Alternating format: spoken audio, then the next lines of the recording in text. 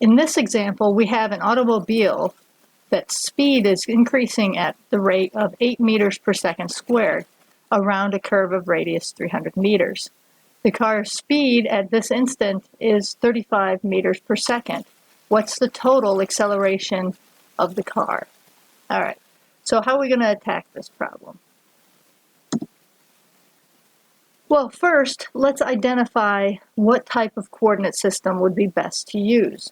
Now that we've introduced more than just the XY coordinate system, we need to stop and think about which coordinate system is the best. Then we'll write down the acceleration equation because that's what the problem wants us to find, and then identify the givens in terms of that acceleration equation. All right, so first let's concentrate on the coordinate system. The problem statement gives a radius. So this is, in a sense, giving the path. And the normal tangential coordinate system is really good if you know the path. So that might be a good place to start. All right, so also in the problem statement, it gives a velocity. So the normal tangential coordinate system acceleration equation has a velocity in it. It also has a radius in it. So again, this kind of points us to the NT coordinate system.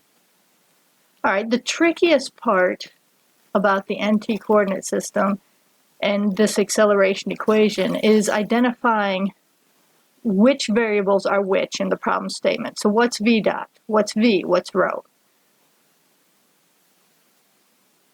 All right, so what's v dot? All right, so v dot is an acceleration. So you look for the acceleration term.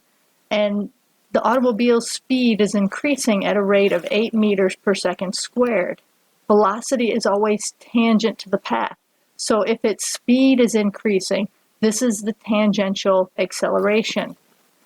So v dot is the tangential acceleration. It's 8 meters per second squared. Sorry, I missed the squared on that, but that should be meters per second squared.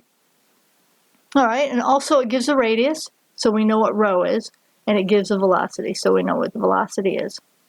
So this problem is very simple if you use the NT coordinate system. So we plug in all those variables, and we get the acceleration of the car, the total acceleration, right?